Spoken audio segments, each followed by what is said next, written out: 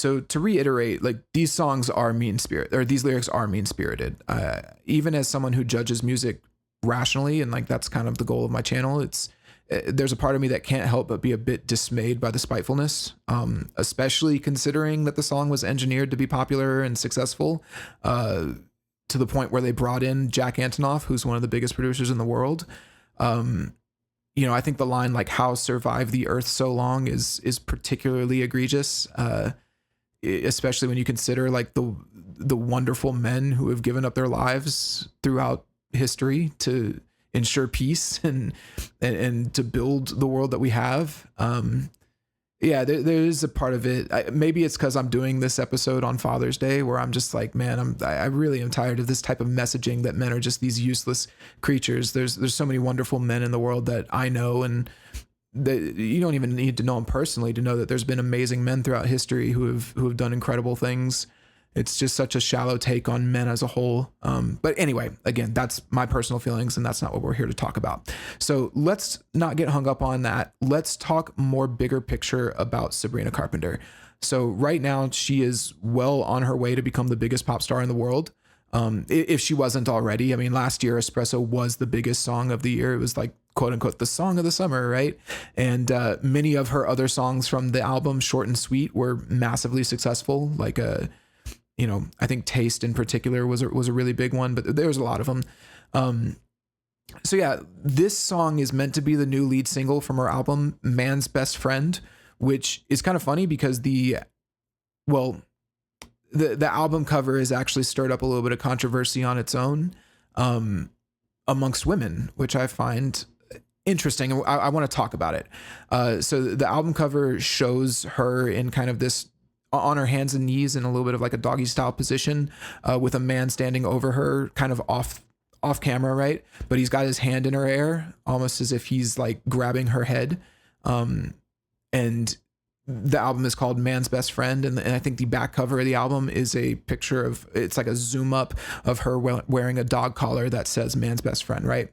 So the obvious, like immediate gut image, or the gut reaction to the image, I think, is the idea of women being in this submissive position compared to men who hold the power.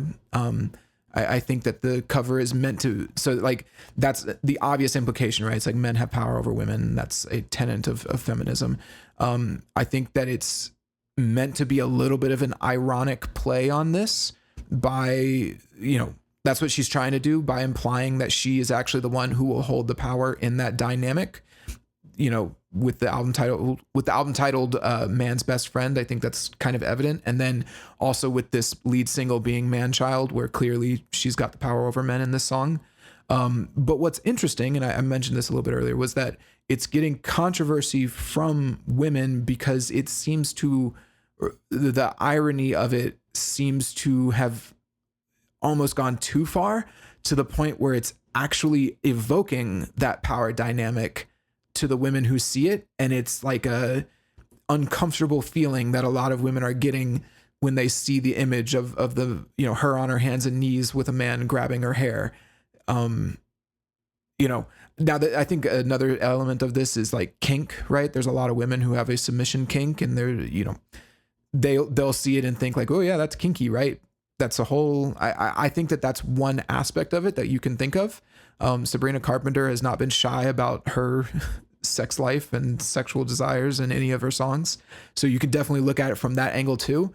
But as a whole, the implication seems to be, or the cover seems to be implying the power dynamic. So that's kind of what I want to discuss, right?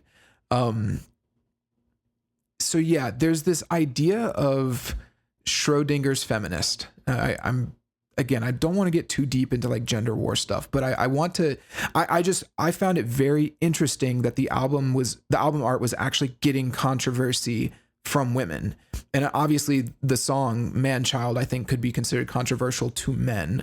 And I want to talk about it because when you talk about like an album rollout and trying to build controversy and all of that around your album, it's hard to tell at this stage if it's working for her or not.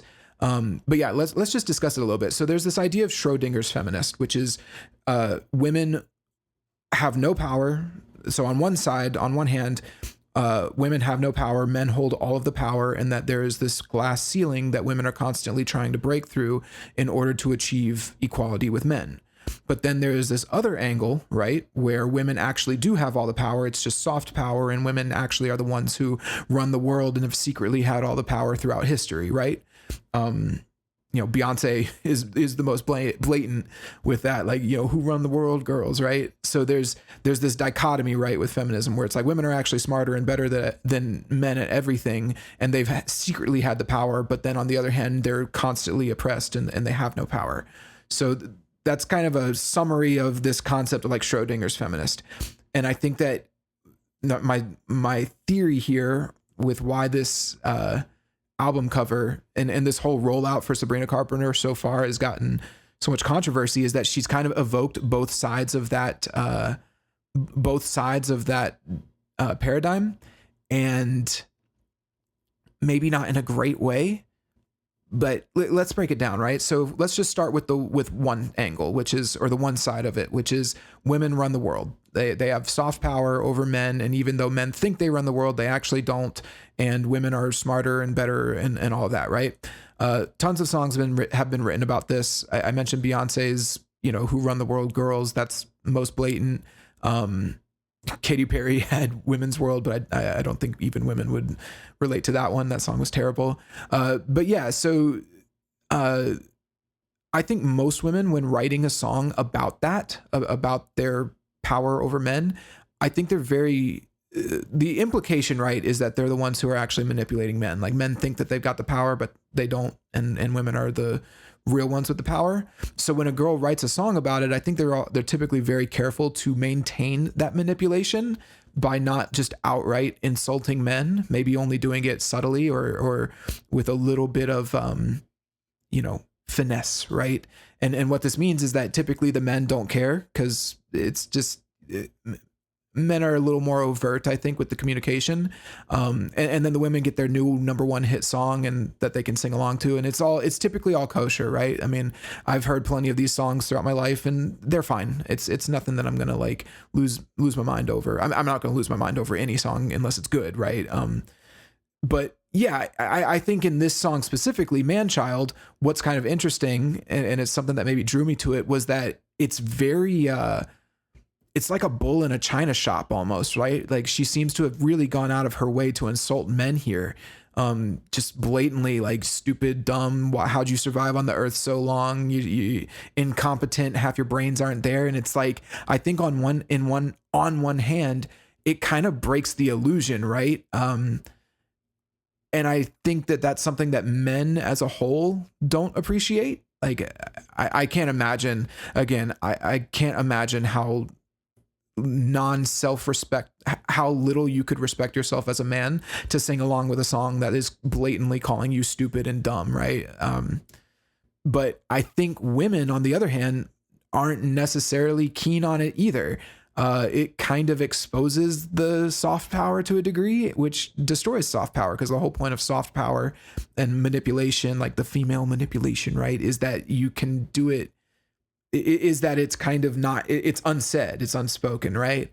To be clear, just to be very clear, I'm not saying, oh my God, women are manipulators or whatever. I'm just saying that this is an element of, like, women absolutely have more social ability than men, and they can play on social dynamics much better than men do. So like, I'm not saying, oh my God, we gotta watch out for these manipulative, like, I'm not saying that, but I am saying that there is this element of, like, how women operate in that is different than men. And a lot of women typically take pride in the fact that they are able to, like, enter situations with men and use their heightened levels of social awareness to maybe, not necessarily to manipulate, but to maybe kind of lean things towards what they want. But I think Sabrina has kind of done the opposite of that. She's been very blatant here. Whether it works or not, I don't know. We'll see. I think the song's starting to get more and more popular, but initially it didn't seem to make the big splash that, like, Espresso did. But we'll see. But let's approach the other angle, right? Which is that the other angle of that Schrodinger's feminist, which is that, like, men have all the power and they systematically oppress women. Many topics or many songs are written about this as well, but one of the core ideas is the victimhood that women experience from this dynamic. And there are certainly a large number of women who have been, abused and hurt by men.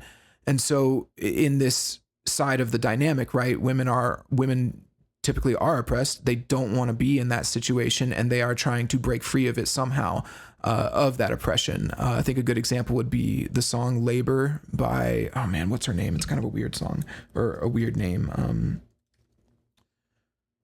Paris Paloma, right? I think that was a song that came out a little while ago, last year, that spoke to the oppression of women and breaking free of that.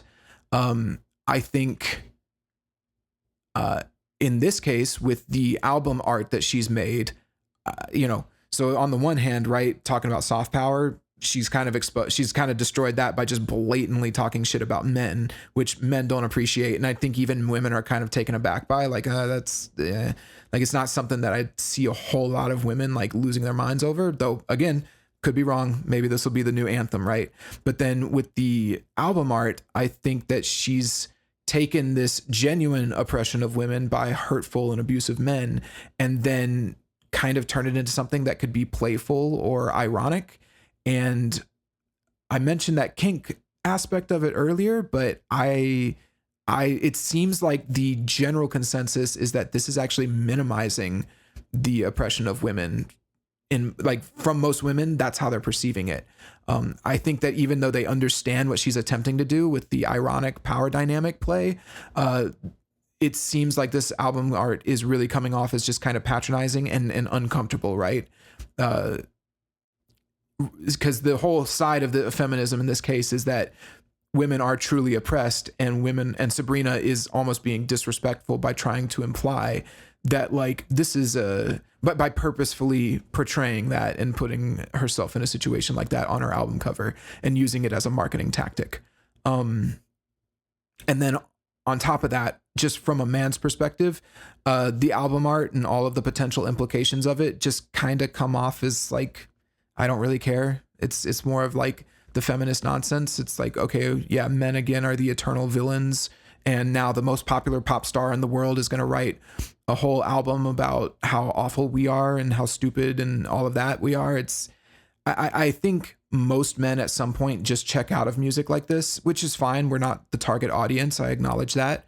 But I do want to point out, like, why would we listen to this, right? Like, is this something that's going to even appeal to us in any way? Who is this getting through to? I mean, is there seriously going to be like an abusive man who looks at this cover and thinks, man, really, I should stop abusing women, right? It just doesn't seem to accomplish much. So yeah, all of this is to say, again, I know I'm talking about some very broad concepts in a bit of an abstract way, but the main point I want to make is that it seems like she's kind of just made everyone, men and women, a little uncomfortable and kind of confused. I know I say that almost knowing that when the album comes out, it's going to be a smash hit. There will likely be songs that more explicitly address what's going on the cover, whether it's a kink or whether it's abuse. And women will almost certainly be head over heels for the songs. But at the moment, the way it is, it seems to just be coming off as kind of weird and strange and not in a particularly fun way. So yeah. That's kind of what I wanted to say about that. I think maybe the very final note on this is that this is, again, take this for what you want. I know there will probably be a lot of women who listen to this, but like, from a man's perspective, I do have to say that this back and forth of like men being both the all-powerful villains in women's lives, but also being these hopeless, bumbling idiots who are fools, I do think that it gets a little tiring as a man. I think that men, are responding to this less and less. The accusations and the pushback against us, which I actually think is what's prompting women like Sabrina Carpenter to be more extreme and on the nose with the messaging, but that really only drives us further away. Yeah. And so, especially because songs like this aren't even really that great to begin with. It's a pretty mediocre pop song. It's like, what are we doing here? Like, why would I as a man want to be engaged or interested in this? I say that as I'm doing a whole podcast on it, right? But I think it's an interesting topic to talk about. But most men aren't like me, and they don't have 15 years of music experience, and they can't break down a song and why maybe elements of it are working or aren't. Most men just hear a song like this and just kind of go, okay, yeah, whatever, and they just don't ever listen to it or think about it ever again.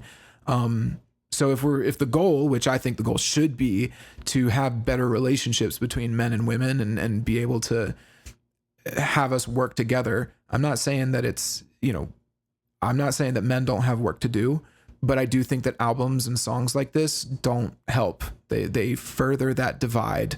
So yeah, that's it. That's kind of my spiel on all of that. Yeah, again, I think that's a more interesting topic, or a more substantive topic, than just addressing like the lyrics themselves. Obviously it's meant to be condescending. Why so sexy if so dumb, and how survive the earth so long? It's like, yeah, I get it. But what's actually happening here? What's the deeper dynamic at play? So anyway, second verse, that's pretty much it. Let me drink some water.